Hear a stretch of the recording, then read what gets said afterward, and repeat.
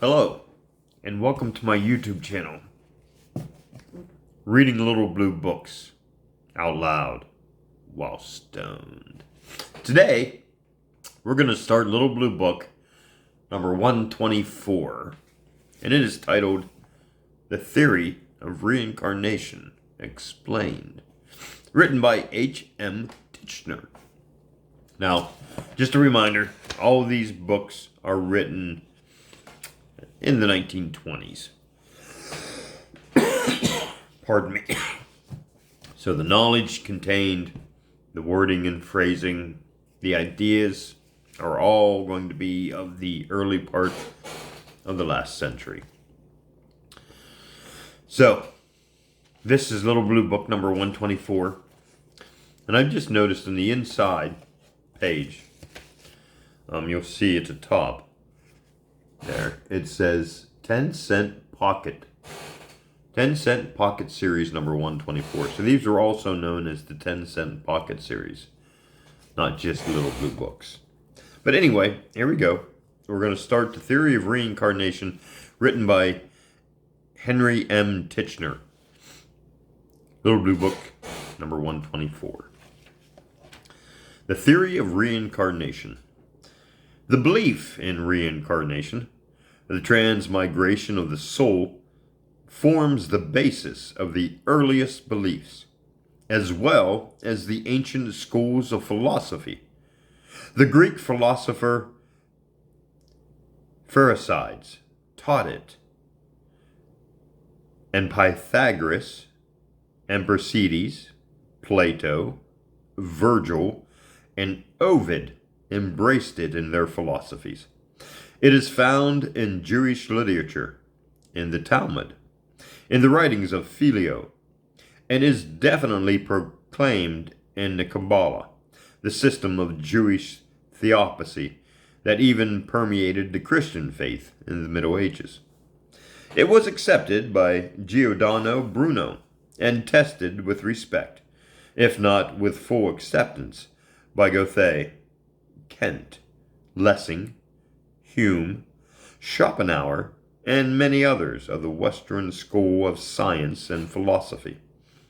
It reaches from the wisdom of the Chaldeans to the yogis of India, from the magi of Persia to the philosophers of the West. In the ancient Bhagavad Gita of India, we read, "You cannot say of the soul, it shall be, or it is about to be, or it is to be hereafter. It is without birth." And Emerson declares, as soon as I turn the page, we'll hear what Emerson declares. And Emerson declares, "The soul is not born. It does not die. It was not produced from anyone, nor was any produced from it. The soul," says Hume, "if immortal, existed before our birth. What is incorruptible must be ungenerable. Metempsychosis is the only system of immorality that philosophy can hearken to. Nature," writes Schlegel, "is nothing less than the ladder of resurrection, which, step by step, leads upward, or rather, is carried from the abyss of eternal death up to the apex of life." Disraeli said, "There is no system so simple, and so little repugnant to understanding as that of metempsychosis. The pains and pleasures of this life are by this system considered as the recompense or the punishment of our actions in another state." Among the many arguments advanced to sustain the claims of reincarnation, the following may be cited. The theory of immortality demands it. Analogy makes it most probable. Science, in many ways, confirms it, especially in the law of evolution. It explains many otherwise mysterious experiences in life. It alone solves the problem of apparent injustice and misery in the world. In his poem on the philosopher Pythagoras, translated by Dryden, Ovid wrote, "Death, so called, is but old matter dressed in some new form and in a varied vest. From tenement to tenement, though tossed, the soul is still the same, the figure only lost. And as the softened wax new seals receives, this face assumes, and that impression leaves, now called by one, now by another name. The form is only changed, the wax is still the same. Then, to be born is to begin to be some other thing we were not formerly. That forms are changed, I grant that nothing can continue in the figure it began." Most of us, if not all of us, have had many strange experiences that only the theory of reincarnation can answer. Dreams of forgotten scenes, flashes of buried memories come at times like voices from a dim and curtained past. It was such experiences that led Sir Walter Scott to a sense of metempsychosis. From his diary, February 17, 1828, his blog Raffer Lockhart, in his Life of Scott, records, "I cannot, I am sure, tell if it is worth marking down, but yesterday at dinner time I was strangely haunted by what I would call the sense of pre-existence, viz., a confused idea that nothing that passed was said for the first time, that the same topics had been discussed, and the persons had stated the same opinions on them. The sensation was so strong as to resemble what is called a mirage in the desert, and a calenture on board ship." Pause.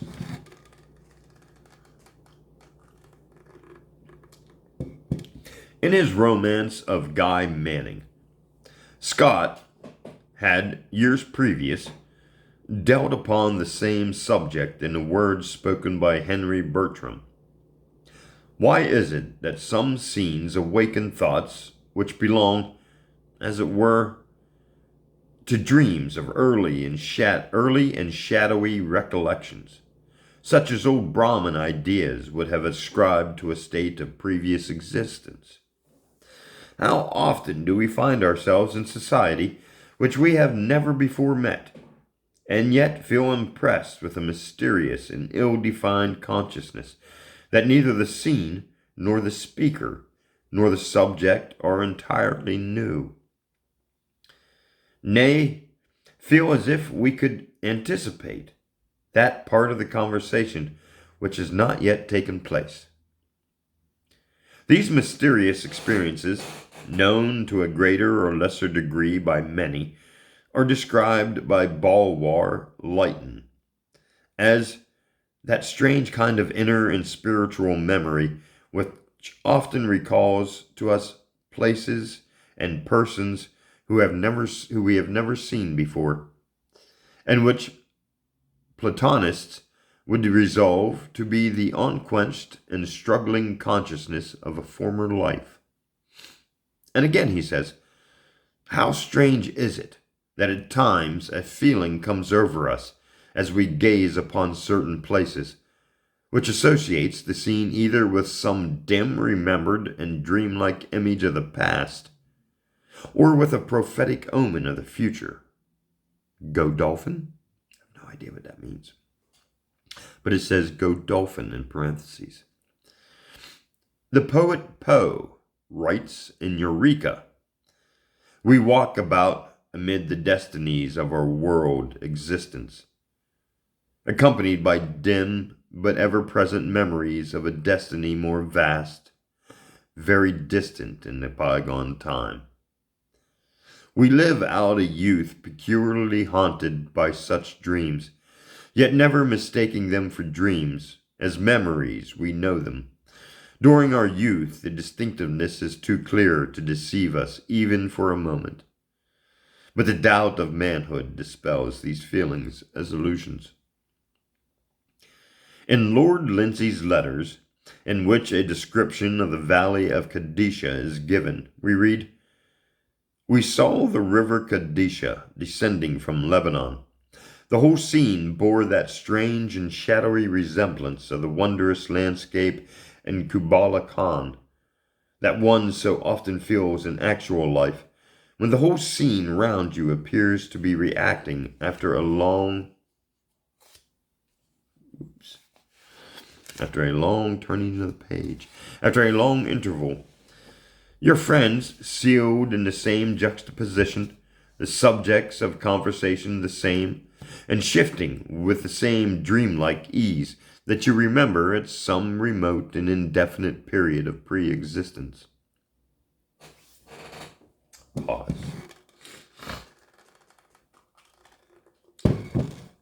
Charles Dickens, in his Pictures from Italy, thus describes his first sight of Ferrara. Pardon me. "In the foreground was a group of silent peasant girls, leaning over the parapet of the little bridge, looking now up at the sky, now down into the water. In the distance, a deep dell, the shadow of an approaching night on everything. If I had been murdered there in some former life, I could not have seemed to remember the place more thoroughly, or with more empathetic chilling of the blood. And the real remembrance of it acquired in that minute is so strengthened by the imaginary recollection that I hardly think I could forget it. Why do we not remember our past births? Is answered by those in all ages. There is many who do. Might not the human memory, writes Isaac Taylor, be compared to a field of sepulture, thickly stocked with the remains of many generations? But of these thousands whose dust heaves the surface, a few only are saved from immediate oblivion upon tablets and urns, while many are, at present, utterly lost to knowledge. Nevertheless, each of the dead has left in that soul an imperishable gem, and all, without distinction, shall another day start up and claim their dues." Shelley expresses his conviction in the following lines: "If there be no reason to suppose that we have existed before that period at which our existence apparently commences, then there are no grounds for supposing that we shall continue to exist after our existence has apparently ceased." The origin of the Jewish Kabbalah is not known. While doubtless parts have been later added to it, Jewish scholars place its origin in remote antiquity. In the Zohar, or Book of Light, contained in the Kabbalah, are found these words: "All the souls are subject to the trials of transmigration, and men do not know which are the ways of the Most High in their regard. They do not know how many transformations and mysterious trials they must undergo." That the doctrine of reincarnation as taught in the Kabbalah found acceptance among some of the Bible writers is evidenced by numerous texts. In the book of Proverbs, the actual authorship of which is unknown, we find these classic lines: "The Lord possessed me in the beginning of his way before the works of old. I was set up from everlasting, or ever the earth was. When there were no depths, I was brought forth. When there were no foundations abounding with water. Before the mountains were settled, before the hills was I brought forth. While as yet he had not made the earth, nor the fields, nor the highest part of the dust of the world. When he prepared the heavens, I was there. When he set a compass upon the face of the depth, when he established the clouds above, when he strengthened the foundations of the deep, when he gave to the sea his decree, that the waters should not pass his commandment, when he appointed the foundations of the earth. Then I was by him as one brought up with him. And I was daily his delight, rejoicing always before him, and my delights were with the sons of man. Proverbs 8:22-31. Jeremiah hears the voice of the Eternal. Before I formed thee in the belly, I knew thee. Jeremiah 1:5. These passages, as well as other similar ones in the Bible, disclose the belief of the writers in the doctrine of reincarnation.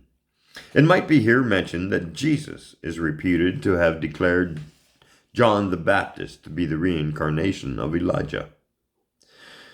In his chapter on death, in the world as will and idea, Schopenhauer writes, we find the doctrine of metempsychosis springing from the earliest and noblest known ages of the human race, always spread abroad in the earth as the belief of the great majority of mankind, nay, really as the teaching of all religions, with the exception of that of Orthodox Jews and the two which proceeded from it, Christianity and Mohammedanism. In the most subtle form, however, the coming nearest to the truth in Buddhism.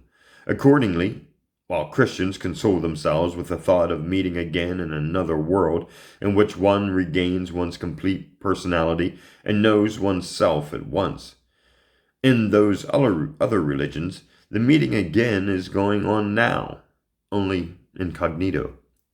In the succession of births, and by virtue of metempsychosis, or paleo-genesis, the persons who now stand in close connection or contact with us will also be born again with us at the next birth, and will have the same or analogous, tough word, relations and sentiments towards us as now, whether these are of a friendly or a hostile description. Recognition is certainly here limited to an obscure intimation. Let me make sure it's the right page. Yep.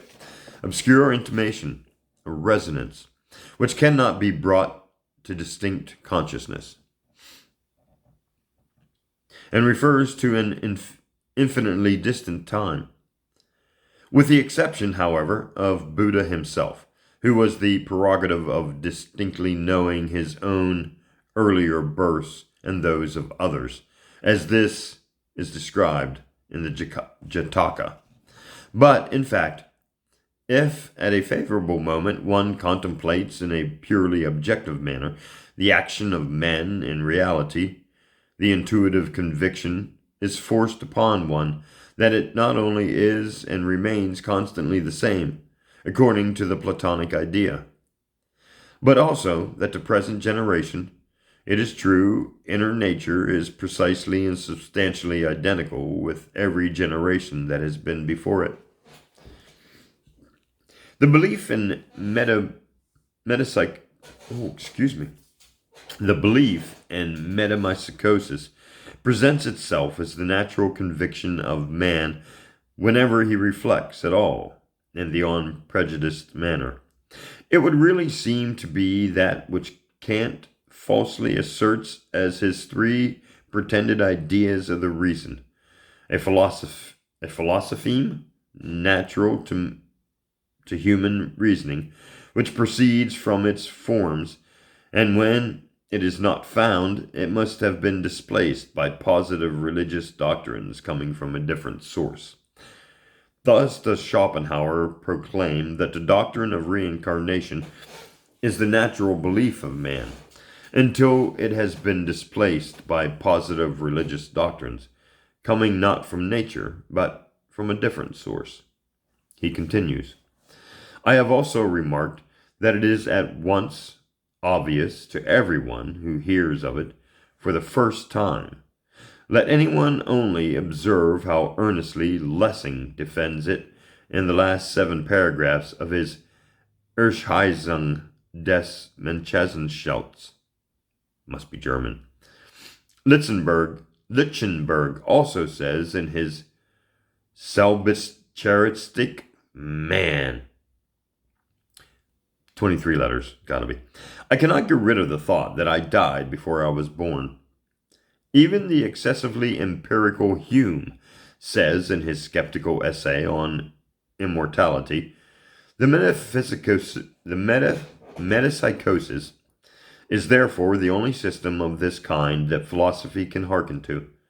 What resists this belief is Judaism, together with the 2 religions which have sprung from it, because they teach the creation of man out of nothing, and they have the hard task of linking onto this belief an endless existence, a parte post.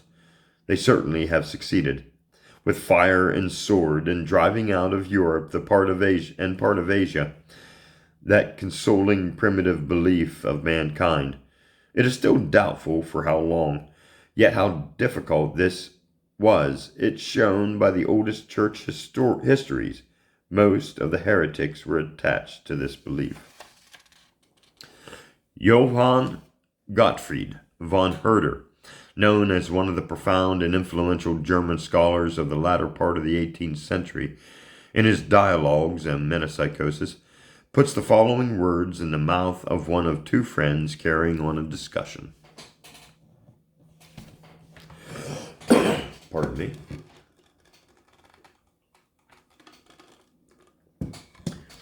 Do you not know great and rare men who cannot have become what they are at once in a single human existence? Do not these great characters appear, for the most part, all at once, like a cloud of celestial souls descending from on high, like men risen from the dead, born again, who brought back the old time? Have you ever had remembrances of a former state, which you could find no place for in this life? In that beautiful period when the soul is yet a half-closed bud, have you not seen persons, but in places of which you were ready to swear that you had seen these persons, or had been in these places before?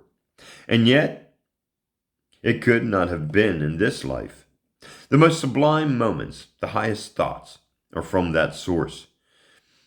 In our more ordinary seasons, we look back with astonishment on ourselves.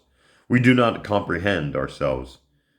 And such are we who, from 100 causes, have sunk so deep and are so wedded to matter, that but few reminiscences of so fine a character remain to us. The nobler class of men, who, separated from wine and meat, lived in perfect simplicity according to the order of nature, carried it further, no doubt, than others, as we learn from the examples of Pythagoras, of Larches, of Apollonius, and others who remembered distinctly what and how many times they had been in the world before. If we are blind, or can see but 2 steps beyond our noses, ought we therefore to deny the others may see that others, ought we therefore to deny that others may see 100 or 1,000 degrees farther, even to the bottom of time, into the deep, cool well of the foreworld, and there discern everything plain, bright, and clear? To this, the other friend responds, I will freely confess to you that those dreams of memory are known to me also, among the experiences of my childhood and youth. I have been in places and circumstances of which I could have sworn that I had been in them before, with whom I was, as it were, on the footing of an old acquaintance. The latter then tries to explain these experiences as the result of recalled dreams, to which the former replies, Have you never observed that children will sometimes, on a sudden, give utterance to ideas which make us wonder how they get possession of them, which presupposes which presuppose a long series of other ideas and secret self-communings, which break forth like a full stream out of the earth, an infallible sign that the stream was not produced in a moment from a few raindrops, but had long been flowing concealed beneath the ground, and, it may be, had broken through many a rock and contracted many defilements. You know the law of economy which rules throughout nature. It is not probable the Creator is guided by it in the progress of human souls. He who has not become mature in one form of humanity is put into the experience again, and sometimes or other shall be perfected. One more similar quotation. Books could be filled with them. From a noted American instructor, Professor Francis Bowen of Harvard University, in an article that appeared in the Princeton Review of May 1881 entitled Christian Metapsychosis, in which Professor Bowen urges Christians to accept reincarnation. Our life upon earth is rightly held to be a discipline and a preparation for a higher and eternal life hereafter. But if limited to the duration of a single mortal body, it is so brief as to seem hardly sufficient for so grand purpose. 80 years and 10 must surely be an adequate preparation for eternity. But what assurance have we that the prohibition of the soul is confined within so narrow limits? Why may it not be continued or repeated through a long series of successive generations, the same personality emanating one after another, an indefinite number of tenements of flesh, and carry forward into each the training it has received, the character it has formed, the temper and dispositions it has indulged, in the stage of existence immediately preceding? It need not remember its past history, even while bearing the fruits of the consequences of that history deeply ingrained into the present nature. How many long passages of any one life are more completely lost to memory, though they may have contributed largely to build up the heart and the intellect which distinguish one man from another. Our responsibility surely is not lessened by such forgetfulness. A philosophy of development, a philosophy of attainment. To this end it follows different paths, all leading to the same goal, viz., the unfoldment of the highest principle in man, the soul. These paths comprise Hatha Yoga, or the way of physical well-being, Raja Yoga, or the way of mental development, Karma Yoga, or the way of work, the path of action, Gnani Yoga, or the way of wisdom. To these may be added Bhakti Yoga, or the way of understanding the Absolute, the creative power of the universe.